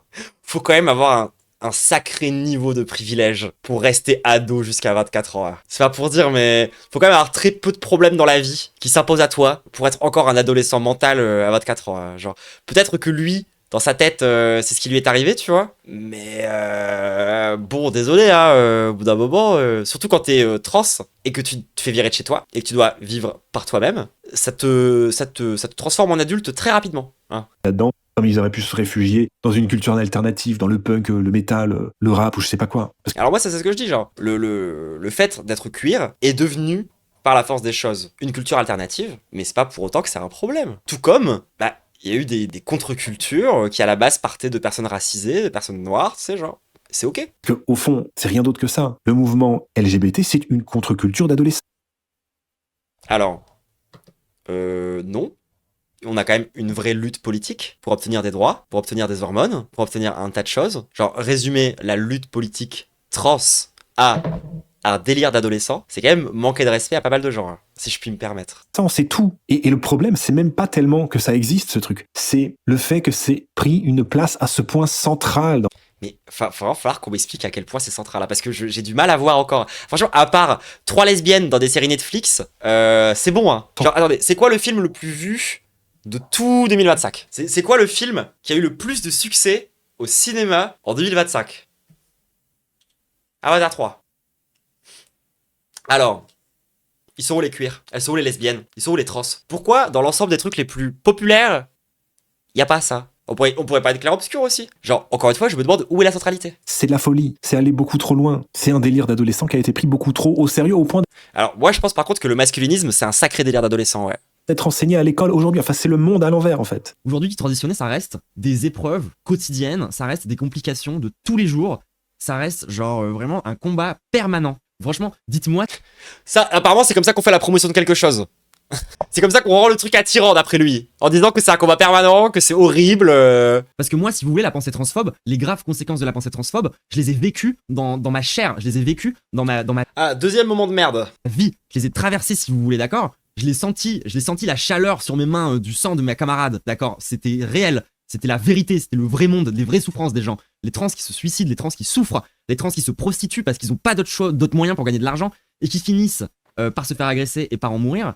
C'est la réalité. Alors, ok, le petit message tire-larme, pourquoi pas. Alors, Petit message tire-larme. Voilà, encore une fois, hein, moi qui témoigne de la fois où j'ai dû défoncer la porte d'une sœur pour rentrer chez elle et essayer de la sauver. Petit moment tire-larme, apparemment. je rappelle quand même que c'est quelqu'un qui s'est réjoui ouvertement de l'assassinat de Charlie Kirk. Hein. Donc, quelqu'un... Alors, non, j'ai juste dit que... Alors, encore une fois, ça, c'est les droitards ont mal compris ma take à l'époque. Et j'ai fait de la provocation autour de ce sujet-là, c'est vrai. Mais c'est arrivé après que je me sois fait ban. À la base, moi, ce que je disais, c'est... Tu peux pas défendre le port d'armes et ensuite te plaindre de t'être fait tirer dessus. qui venait échanger et débattre. Et petit rappel aussi hein, qu'aux États-Unis en ce moment, Puis c'est vrai que Charlie Kirk, personne n'en a jamais fait aucun tir-larme. Personne n'en a fait un... Non. les crimes de masse commis par des personnes proches de l'idéologie trans, ils commencent Alors, les crimes de masse organisés par l'idéologie trans égale une personne, un jour, aux États-Unis qui a fait une tuerie de masse et qui s'avérait être trans. Je rappelle qu'aux États-Unis, il y a un meurtre de masse par jour, perpétré de manière écrasante par des hommes, beaucoup d'incels, beaucoup de masculinistes, et qu'il y a eu un cas, une fois, d'une meuf trans qui a fait une tuerie de masse, dont on a déjà parlé, c'est sur ma chaîne YouTube. D'ailleurs, maintenant, il y a des playlists sur YouTube, donc j'ai un petit peu trié les vidéos les unes avec les autres, donc n'hésitez surtout pas à aller checker ça. Et je crois que ça doit être dans la playlist sur le féminisme. ça se multiplie. Sinon, si vous tapez sinon tapez juste trouble antacide, trans-terrorisme, et vous allez voir tout ce que je raconte là-dessus. Et notamment l'assassinat de Kirk d'ailleurs. Alors le truc des trans qui souffrent, c'est un délire. Alors, l'assassinat de Kirk, alors, on est passé quand même de plusieurs meurtres de masse faits par des meufs trans à le meurtre de Kirk. Je rappelle qu'il a été tué par un homme qui, à ce qui paraît, a vaguement connu une meuf trans. Oui, un mec de droite en plus. Hein. Encore raté! Raison de plus d'ailleurs pour arrêter de faire la promotion de ce truc-là auprès de la jeunesse. Pourquoi promouvoir une idéologie qui fait souffrir? Si c'est un problème, ce délire de l'idéologie trans, c'est parce que... Alors non, c'est pas l'idéologie trans qui fait souffrir. C'est le fait d'être trans dans une société transphobe. Encore une fois, c'est quand même pas très compliqué à comprendre. à l'adolescence, et même plus tard, en fait, la vie est dure. La vie est dure partout, tout le temps, pour tout le monde. Et c'est pour ça que l'idéologie trans, et surtout la manière dont elle est promue, encore une fois, qui est vraiment calibrée pour parler aux plus jeunes, elle est excessivement dangereuse. Parce qu'il y a énormément de monde qui ont des raisons autres de souffrir que la transidentité. Alors c'est vrai que par exemple, le masculinisme n'est pas du tout conçu précisément, exactement, taillé pour pouvoir plaire aux ados, hein, ça non. Bien souvent d'ailleurs, ils n'arrivent pas tellement à mettre des mots sur les raisons de leur souffrance, et donc on leur sert une idéologie comme ça qui leur propose de donner des réponses à toutes les questions, qui d'ailleurs toujours... Il est en train de dire des gens sont en souffrance parce qu'ils n'arrivent pas à mettre les mots sur leur souffrance. Ces gens-là viennent apporter des solutions et ils trouvent ça très très mal. Le premier élément de tout un ensemble idéologique, parce que les idéologies d'extrême gauche, comme ça vient par grappe. Tu commences par l'anticapitalisme ou par le truc trans, et puis tu finis par adopter tous les autres délires. Pro-islam, féministe, extrémiste, etc. Et donc voilà. Ah, pro-islam. Surtout, c'est une idéologie Genre être antiraciste égale être pro-islam à skip. qui va réussir à convaincre en jouant sur les sentiments, les souffrances, la détresse des gens. C'est d'ailleurs exactement comme ça que les sectes fonctionnent d'ailleurs. Donc ensuite, c'est la question taboue. Est-ce que c'est l'œuf ou la poule? Est-ce que les gens se dirigent vers l'idéologie trans parce qu'ils ont des troubles mentaux, ou bien est-ce que c'est l'inverse? Alors bien Encore une fois, il n'y a pas besoin d'avoir un trouble mental pour être trans. Hein. évidemment, je vous donne la réponse, c'est un peu des deux. Mais enfin, par rapport au dernier point, les trans qui se prostitueraient parce qu'ils n'ont pas d'autres moyens de gagner de l'argent, c'est ridicule, surtout en France. C'est un choix. Parce qu'au fond, il y a quand même aussi une certaine volonté de se marginaliser, de se rebeller, de se voir comme des rebuts de la société aussi, parce que ça a son charme. Vous allez pas nous mentir là-dessus. Bien sûr que ça vous plaît quelque part. Encore une fois, c'est l'inverse. On est d'abord marginalisé, et donc ensuite on en fait une fierté. C'est tout le principe de la fange, sens inverse, encore une fois. Cette image de rebelles marginaux, de vous sentir un petit peu hors norme, hors société. Et d'ailleurs, c'est le grand paradoxe du LGBTisme actuellement. À la fois, il y a ce désir hyper profond de rejeter la société, de vivre en marge, de se sentir différent, et Non, c'est pas un désir de vivre en marge. On vit en marge. en même temps, la volonté, en réalité, un peu hypocrite, je pense, de vouloir se normaliser. Or, devenir la norme, c'est justement perdre tout ce qui faisait le charme, l'intérêt et la singularité de ce mouvement. En fait, il y a trop de contradictions en interne dans votre truc. Donc, raison de plus pour ne pas l'imposer à tout le monde. Puis d'autant plus qu'on a bien vu ce qui s'est passé lorsque l'homosexualité est devenue aussi une norme. Ça a créé les LGB. Et ça a créé l'homonationalisme. Donc oui, effectivement, on s'en méfie un peu. Genre, du coup, on se pose les questions de à quel point ce serait dangereux de laisser les gens se questionner sur leur genre. Grosse dinguerie incoming. Concrètement, c'est ça. Et par contre, à aucun moment, on remet en question le danger que peut représenter la culture du viol. Alors, 2 choses ici. Alors attendez, alors là je vous préviens, vraiment le mec se bave dessus. Oui, je pense que la promotion abusive de l'idéologie du genre est plus dangereuse, tout simplement parce que ça concerne beaucoup plus de monde. Enfin, le truc de la culture du viol, enfin ça aussi, c'est un énorme... Alors non, la culture du viol, ça concerne littéralement tout le monde. Il n'y a pas d'exception de gens qui échappent à la culture du viol. mythe de la propagande idéologique d'extrême gauche. Dire qu'il y a une culture du viol en Occident, alors même que c'est un des actes les plus unanimement condamnés, et même par les criminels eux-mêmes, ces gens vivent dans une réalité parallèle. Il est complètement con. Il pense être un expert des théories de gauche, et il vient de dire la culture du viol n'existe pas parce que personne ne s'en revendique. Ouais, le lourd réel, encore une fois. Mais je pense, encore une fois, qu'il ne sait pas de quoi il parle. Il ne sait pas ce qu'est la culture du viol. La culture du viol, c'est évidemment pas la promotion ouverte du viol, espèce de demeuré. La culture du viol, c'est beaucoup plus insidieux que ça, en fait. La culture du viol, par exemple, c'est quand t'as une meuf qui témoigne qu'elle s'est faite agresser et que tout le monde lui dit de fermer sa gueule ou que c'est une menteuse, avec la fameuse présomption de culpabilité de la victime. Parce que oui, hein, la présomption de culpabilité, c'est plutôt du côté des victimes. Hyper souvent, on traite la meuf d'hystérique et on lui dit qu'elle c'est une menteuse. Peu importe ça, c'est ce qu'on appelle une présomption de culpabilité, tu vois. Parce que oui, la fameuse défense de la présomption d'innocence, c'est surtout une présomption de culpabilité de la part de la victime. Mais bref, c'est ça, enfin, c'est une des dimensions de la culture du viol. Vraiment, enfin, même un des plus gros porcs de l'histoire, genre Harvey Weinstein, va pas revendiquer être un violeur, hein. Trou de balle. Mais d'ailleurs, en vrai, vu qu'il m'accuse de faire des parallèles tout le temps, on peut faire un parallèle de la même façon. Très peu de gens se revendiquent du racisme. D'accord. Est-ce que du coup c'est pour autant qu'il n'y a pas de parti raciste? Complètement idiot. Il y a quand même un parti en France qui se revendique pas raciste et qui propose de déporter massivement tous les immigrés. Donc peut-être qu'il n'y a pas besoin d'ouvertement défendre quelque chose pour quand même le défendre. Tu vois ce que je veux dire? Encore une fois, ils se bavent dessus les gens. Genre, penser que la culture du viol n'existe pas parce que le viol est diabolisé, c'est complètement idiot. C'est ne pas avoir compris c'est quoi la culture du viol. C'est ce que je vous dis. Il est convaincu d'avoir compris un tas de trucs. Pas du tout. Il se bave dessus. À aucun moment, on se pose la question de ce que peut représenter comme danger la société pédophile. Mais quel est le rapport? Mais surtout, enfin, qu'un militant d'extrême gauche vienne nous dire un truc pareil, c'est quand même très osé. Hein. Pour rappel, la lutte en faveur de la pédophilie, ça c'est quand même typiquement un combat d'extrême gauche et depuis les années 70. Alors, il y a effectivement eu des prédateurs dans les milieux de gauche qui ont essayé de profiter de la période de libération sexuelle pour s'en prendre à des enfants et le justifier. Effectivement. Aujourd'hui, ces gens sont complètement ostracisés, n'existent absolument plus, tous leurs travaux ont été contredits et détruits par l'ensemble du reste de la gauche. Donc de quoi ils parlent? C'est pas un truc qu'on défend depuis les années 70 en fait. C'est une paire de mecs qui ont essayé de profiter de mai 68 pour être des prédateurs et on s'en est débarrassé. Donc encore une fois, le réel tout le monde. Alors que par contre, à l'inverse, quand moi je parle de société pédophile, c'est précisément pour parler de la famille. Parce qu'un truc qui a pas l'air de les intéresser, c'est l'idée que quand même, la plupart des actes pédos ont lieu dans la famille, de manière écrasante de l'inceste. Et donc, remettre en question ce statut complètement fermé et isolé de la famille nucléaires traditionnels, machin, encouragent les violences pédos. C'est ce qu'on raconte. Pour le coup, on n'est pas en train de défendre les pédophiles. Hein. Enfin, il me semble quand même que aujourd'hui, les gens qui attaquent Epstein et Donald Trump parce que c'est des gros pédos, c'est plutôt des gauchistes. Alors que les gens qui le défendent, alors que nous, quand on a un homme de gauche qui s'avère être un pédo, bah on le dégage en fait, on le vire. Mais c'est rare. Ah mais non. Et voilà, ça part en convergence des luttes. Vous voyez, il faut toujours qu'ils créent une bouillie pour que toutes leurs obsessions se rejoignent en un point. Toujours. Et encore une fois, on est à des années-lumière du réel. Hein, parce que dans la réalité, qui subit le plus de violence? Les racisés ou les non-racisés en France? Quand il y a des Alors préparez-vous les gens. Là vraiment, c'est un torrent de bave. agressions, c'est quand même rarement des ratonnades aujourd'hui. Ça existe que dans la tête des gauchistes. La vérité, c'est qu'aujourd'hui, ceux qui subissent le plus de violence, ce sont les Français de souche ou assimilés, et qu'ils sont totalement pris au piège. Ils n'osent pas parler de peur d'être traités de racistes. Ils savent qu'ils auront la justice. Alors là, c'est vrai que j'aurais bien aimé préparer un petit montage pour montrer des dizaines d'images de violences policières. Enfin, je veux dire, c'est vrai que c'est bien connu. Aujourd'hui, c'est les Blancs qui souffrent du contrôle aux faciès. Hein. Ouais. Ah bah oui, et tout le monde se fait refuser des emplois parce que blanc, bien sûr, bien évidemment. Bah oui, ça arrive tous les jours, hein. Ah bah oui, bien sûr. Il y a qui... Enfin, genre, j'imagine qu'aucun journaliste...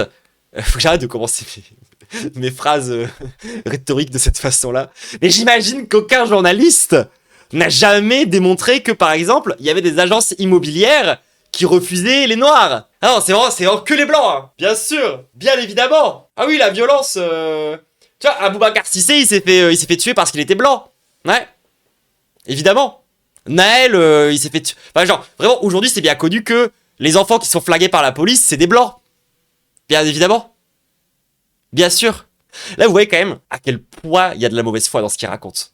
Genre, de dire qu'aujourd'hui, les personnes qui souffrent le plus de discrimination, c'est les blancs, c'est tellement hors sol. C'est tellement hors sol. Gros, regarde la télé. Genre, attends, j'imagine que tous les maires blancs qui ont été élus aux dernières municipales se sont fait attaquer parce qu'ils étaient blancs. Alors que, enfin, le maire noir de Saint-Denis, lui, par contre, tout le monde était on fire, quoi. Tout le monde était en mode, putain, c'est trop bien, enfin.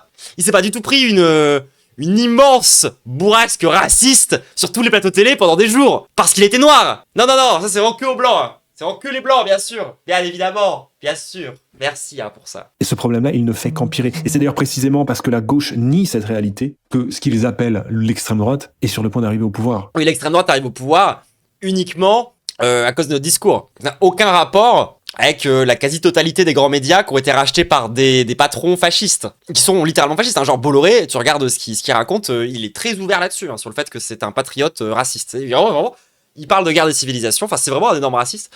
Non, j'imagine que c'est vraiment une pure question de discours. Rien à voir avec, je sais pas moi, une cabale médiatique, rien à voir avec des trucs un peu concrets. Non, c'est vraiment purement parce que nous on a un discours qui vient pointer du doigt des oppressions qui soi-disant n'existent pas, qu'on est en train de perdre. Oh oui, bah bien sûr. Ah bah oui, bah évidemment. Bah bien sûr. Puis j'imagine que les nazis sont arrivés au pouvoir aussi à cause de la gauche, c'est pas du tout parce qu'il y avait le centre politique qui a donné le pouvoir à Adolf Hitler, lui permettant de faire un coup d'état. Alors encore une fois, c'est ça les historiens. Hein. Mais bon, vu qu'ils détestent toutes les sciences, ça va être difficile de lui faire comprendre ça, quoi. Aller lui faire lire Yoann Chapoutot, ça va être compliqué à ce mec. Mais bon... Il va falloir arrêter de constamment dire que si l'extrême droite gagne, c'est à cause de la gauche, parce que c'est peut-être aussi à cause, je sais pas moi, de l'extrême droite et des patrons qui sont d'extrême droite dès qu'il y a une crise du capitalisme. Et ça, encore une fois, c'est l'histoire. Encore une fois, le fait qu'une société soit patriarcale, ça a systématiquement été, partout dans le monde, la condition sine qua non à son développement. Tous les pays développés... Alors non, pas la condition sine qua non à son développement. Il y a plein de sociétés qui étaient ultra patriarcales avant de se développer. Enfin, c'est pas lié. Hein. C'est pas genre, la société devient patriarcale, donc paf, révolution industrielle. Bah non. Actuellement, sont issus de sociétés Take de colon. Ah ouais. patriarcales. D'ailleurs, ça, c'est à chaque fois un contre leur camp magistral de la part des féministes qui me fait toujours énormément marrer. C'est que pour justifier le fait que la société patriarcale ne soit pas une fatalité, si on peut dire ça comme ça, ils prennent des exemples de petites tribus primitives qui... Et alors là, pareil, ça n'a rien à faire dans la vidéo, parce que précisément, je dis que c'est des conneries, que ça sert à rien, que juste d'être fétichiste sur des vieilles sociétés africaines, bah ça fera pas avancer les choses. Vous allez voir ce qu'il en pense. Sont toujours restés à un stade de développement extrêmement faible. Et d'ailleurs, c'est marrant, parce que là, du coup, c'est la même logique que de dire l'intersexuation, donc une anomalie génétique qui touche que 0,018% de la population mondiale, c'est la preuve que la théorie du genre est vraie. Et donc, dire que les sociétés matriarcales ultra-minoritaires dans l'histoire ont réellement existé, c'est la preuve que on peut vivre dans une société qui n'est pas patriarcale. Bref. Oui, enfin d'autant plus qu'encore une fois, nous on est plutôt pour abolir le genre, hein, à la fin de la fin. L'idée c'est pas de vivre dans une société patriarcale ou matriarcale, c'est de vivre sous le socialisme. Ce mythe, hein, selon un matriarcat ou bien des sociétés parfaitement égalitaires, etc. Mais ça, pareil, les bails de matriarcat. C'est pas Ça a dû beaucoup censurer. C'est vraiment dire à quel point j'en pense du bien de cette histoire. des questions qui touchent le réel. Ah bah voilà, là au moins on est d'accord, le matriarcat, c'est pas un truc qui touche le réel. Et puis bon allez, je vous montre un dernier extrait, parce que c'est vraiment fascinant, vous allez voir, et on finira là-dessus. Adolescence à Samoa de Margaret Mead. C'est donc un travail de recherche qui voulait prouver que les Samoans vivaient dans un système parfaitement égalitaire, de liberté sexuelle, etc. Et c'est un livre qui a été utilisé comme référence pendant des décennies par des universitaires et des militants. Or, il se trouve que c'est totalement faux. Les Samoans, c'est une société patriarcale absolument pas libre. Mais ça, c'est vraiment des kinks d'universitaires. Ça, c'est vraiment les universitaires, ils aiment bien mettre leurs petites références orientalistes. En fait, là, concrètement, le problème, c'est le racisme des universitaires qui bandent les sociétés africaines par orientalisme. Mais c'est incroyable. Bah quoi? C'est quoi qui est faux là-dedans? Genre, on est d'accord que c'est un problème, ce truc de société matriarcale. On est d'accord que c'est par fétichisme. En quoi c'est un problème de dire, oui bon, c'est parce qu'ils sont racistes, mais du côté fétichiste plutôt que du côté haine, qu'ils ont voulu essayer de justifier que de genre, ah, les sociétés étaient tellement plus matriarcales avant, genre... Vous voyez ça, de la pure rhétorique Et alors 404 pour lui, ouais. gauchiste, du pur sophisme de gauchiste. Même les arguments antiracistes, ils sont dus au racisme. Vous voyez? Mais c'est pas un argument antiraciste. C'est à la limite, c'est un argument qui se veut vaguement féministe, mais certainement pas antiraciste. Et comment ils arrivent toujours à retomber sur leurs pattes. Donc là, clairement, dans la vidéo, je pointais du doigt qu'il y avait eu une énorme fake news universitaire, qui est d'ailleurs, je le rappelle, encore citée aujourd'hui. Les travaux de Margaret Mead, ils ont été débunkés dans tous les sens, et pourtant il y a encore des militants qui les prennent comme référence. Mais bref, donc là, si vous voulez, c'est une arnaque, c'est acté, ils sont pris la main dans le sac. Donc qu'est-ce qu'ils vont dire? Ils vont dire que c'est à cause du racisme internalisé, du racisme systémique. Mais c'est incroyable. On n'en sortira jamais. En fait, ils sont incapables d'entendre raison. Enfin, c'est de la folie. Mais c'est parce que, genre, chercher les causes matérielles des erreurs historiques de notre mouvement serait donc une horreur de l'incohérence, d'avoir une critique de certains vieux arguments serait donc de la cohérence. Donc en fait, d'avoir une pensée qui est capable d'évoluer, de se corriger et d'avancer et d'aller de l'avant en cherchant les causes profondes qui font qu'on a fait ces erreurs-là, ce serait donc ça, être hors sol. Ça le dépasse. Bah oui, c'est ce que je dis. Hein. Évidemment que la société nous fait adopter des comportements qui sont pas naturels. C'est même son rôle. Tout ce qui découle de la culture, c'est précisément ce qui s'oppose à la nature. Alors, bah pareil, hein, l'opposition nature-culture, ça quand même, ça fait longtemps qu'on est passé à autre chose. Mais alors lui, c'est vraiment essentiel dans sa pensée. De toute façon, ça se voit tout du long du truc, hein, que pour lui, il y a des questions de nature et des questions de culture. Alors que concrètement, bah désolé, mais la culture est un produit de la nature, et il n'y a pas de vraie distinction nature-culture. C'est vraiment quelque chose qui a été pensé, mais même par des philosophes, entre grosses guillemets, neutres, quoi, enfin... Définition même, la culture s'oppose à la nature. Il y a quand même de grosses lacunes. Et ça sent la licence de sociaux. Les gens qui font une licence de sociaux, bien souvent, ils n'ont pas beaucoup de connaissances, mais ils ont acquis beaucoup d'arrogance. Ils sont persuadés d'avoir tout compris à tout, alors qu'ils font en général que répéter, souvent très mal en plus, des demi-vérités mal comprises. Enfin, alors du coup non, comme je le dis depuis le début, moi j'ai un diplôme d'ingénieur, lourd de sciences. Moi j'ai appris comment ça marchait une machine à vapeur et la physique quantique. Et pourtant, je suis une immense gauchiste. Et oui, ça arrive, comme quoi ça arrive.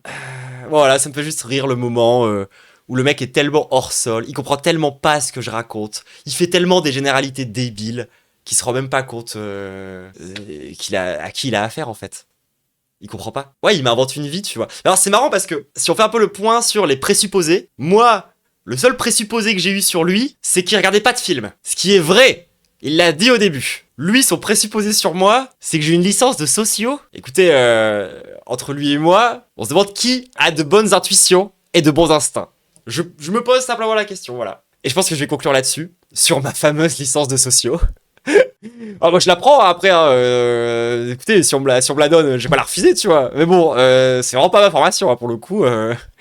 Il est juste dans le pur cliché du début à la fin. Bah ouais, ouais, complètement. Mais c'est parce que tu vois, il a pas essayé de comprendre plein de trucs que je raconte. Du coup, et c'est aussi son espèce d'habitude à faire des immenses généralités qui niquent complètement, tout son discours. Enfin, et puis encore une fois, il a vraiment aucun instinct. Il a aucun instinct. Il a pas du tout compris qui j'étais. Il a pas compris ce que je racontais. Et pour écouter, c'est plus dommage pour lui que pour vous, hein, j'ai envie de dire. Nous, on va s'arrêter là. Il n'empêche qu'encore une fois, oui, je trouvais ça vachement intéressant. Ça permettait de faire un peu le point sur pourquoi est-ce que nous, en France, on insiste autant sur l'anticapitalisme? Pourquoi est-ce que, d'après moi, contrairement à ce que lui raconte, le capitalisme et les luttes LGBT sont profondément incompatibles?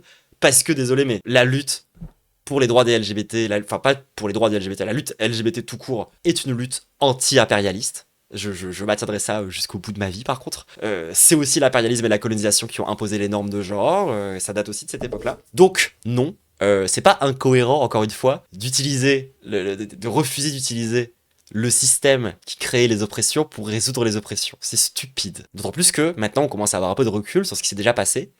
Et on voit bien que ça marche pas, quoi. Enfin, que ça ne fonctionne pas, ce truc de simplement défendre le consumérisme et de vouloir consommer cuir. Ça n'a rien changé, ça n'a pas amélioré notre vie.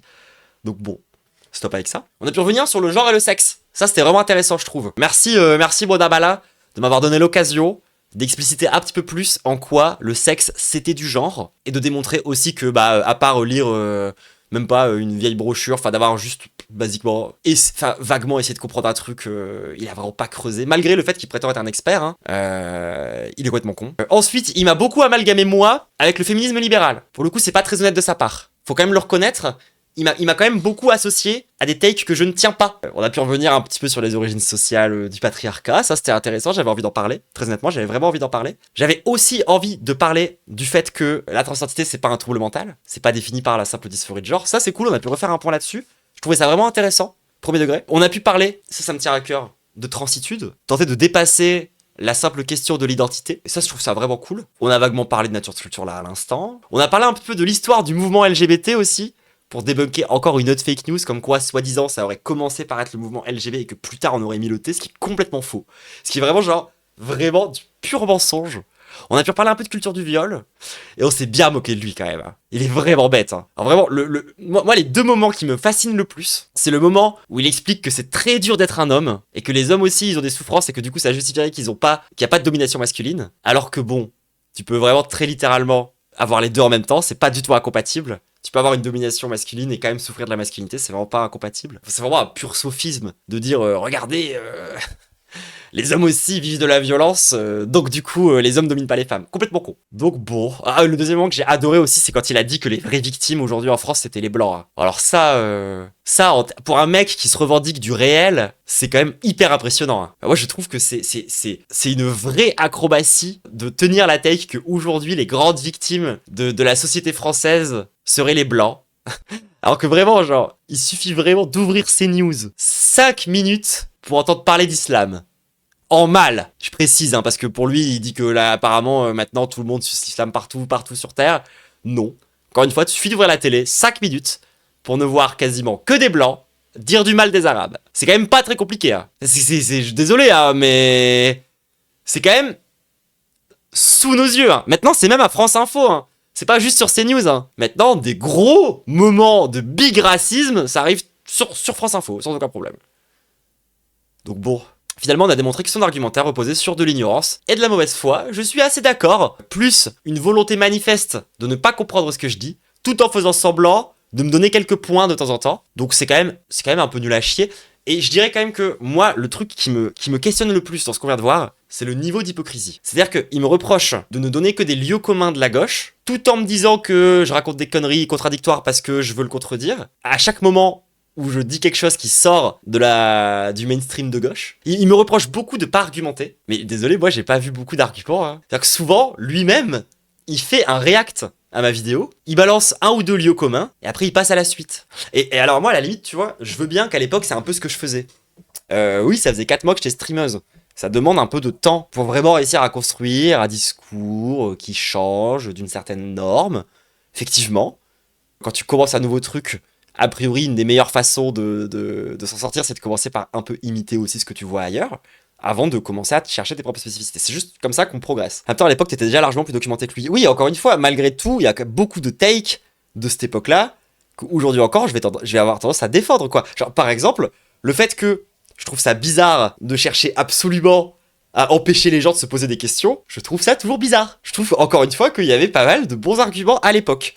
Quelques moments de flottement, quelques moments de confusion, quelques lieux communs et quelques trucs avec lesquels je suis plus en accord aujourd'hui. Mais encore une fois, pour une meuf qui stream depuis 4 mois, c'est pas mal, hein, je trouve. Lui, combien de temps qu'il est là, Moda, déjà? C'est combien de temps qu'il est dans les délires d'internet, Moda malin? Ça doit faire, je sais pas, 10 ans, non? Je sais pas, moi, j'ai l'impression qu'il est là depuis méga longtemps. Peut-être que je me trompe.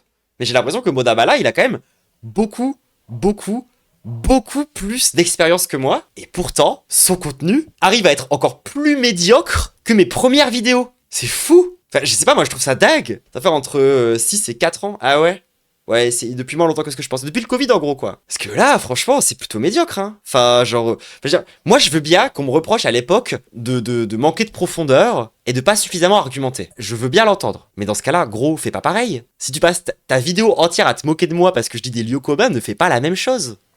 Sérieusement. Il a balancé, genre, toutes les takes les plus tièdes possibles de la droite. S'il y avait une gaussienne des avis de droite, il serait au milieu. Donc, genre... Moi, je n'ai qu'un seul conseil à donner à Modin malin, c'est de travailler. Là, ça se voit que c'est fait à l'arrache. Genre. Vraiment, enfin... Parce que, tu sais, il aura beau vraiment marteler et répéter que c'est un expert autour des questions de genre et des questions LGBT, quand on est au stade où tu connais même pas l'histoire de Stonewall, gros, t'es pas un expert. Attendez, vous voyez c'est quoi l'effet de Dunning-Kruger? Modin malin, il est là. Il pense, sincèrement, avoir tout compris, alors qu'en fait, il en est vraiment qu'au tout début. L'effet de Dunning-Kruger, concrètement, l'idée derrière, c'est que quand tu commences à avoir des compétences dans un domaine, tu prends très rapidement beaucoup de confiance en toi, t'as l'impression de tout comprendre avant de te rendre compte qu'en fait, tes connaissances, elles étaient en vrai assez faibles, que du coup tu t'écrases et que tu culpabilises et que tu es dans la fameuse vallée de l'humilité en mode en fait je ne comprends pas grand chose et en fait personne ne comprend grand chose dans ce niveau-là avant de très progressivement aller sur le plateau de la consolidation. Donc je commence à vraiment comprendre et à vraiment savoir articuler sa pensée, quoi. Donc lui il est là. Par rapport aux théories LGBT, il est intimement convaincu d'avoir tout compris, alors qu'il y a juste quelqu'un qui lui a expliqué les concepts de base. Alors, on lui a vaguement dit, oui, le genre et le sexe, c'est pas pareil pour expliquer la transidentité. Il s'est arrêté là. Il est convaincu d'avoir tout compris. Tout en haut de la montagne de la stupidité. Donc moi, tout ce que je peux lui recommander à ce mec-là, c'est d'aller un peu travailler. Si vraiment il veut prétendre être un expert des questions LGBT, des questions queer, des questions machin, bah déjà, évite de commettre des fautes aussi monstrueuse que ne pas connaître l'histoire du mouvement, que de raconter des grosses conneries par-dessus, tu vois. Encore une fois, penser que ça a d'abord été les LGB puis que t'as racheté le T, c'est tellement une contre-vérité, les gens, je sais même pas comment le dire. Donc ouais, stop. Et arrête de penser que tous les gauchistes pensent la même chose. C'est pas vrai. Voilà. Moi, j'ai des différends idéologiques avec Zawa Prod, avec Paduring, avec Emodem, avec Calivision, avec tous les streamers en fait. Même avec des gens de mon propre média, on a des différences idéologiques en fait. Peut-être falloir un petit peu ouvrir les yeux sur les nuances. De la même façon que moi, j'ai arrêté, je dis encore beaucoup facho et tout, tu vois.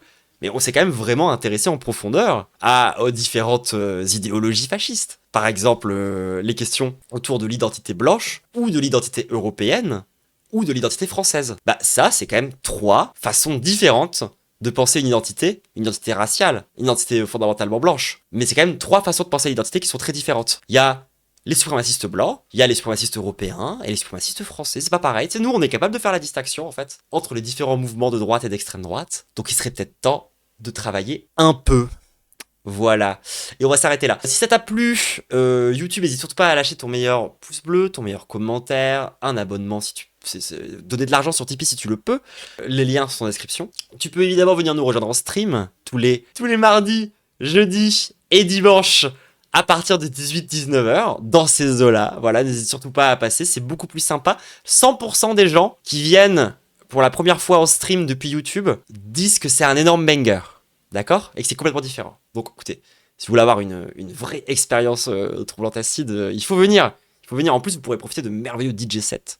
Enfin bref, ça pour dire. Gros bisous YouTube. On se dit à plus tard.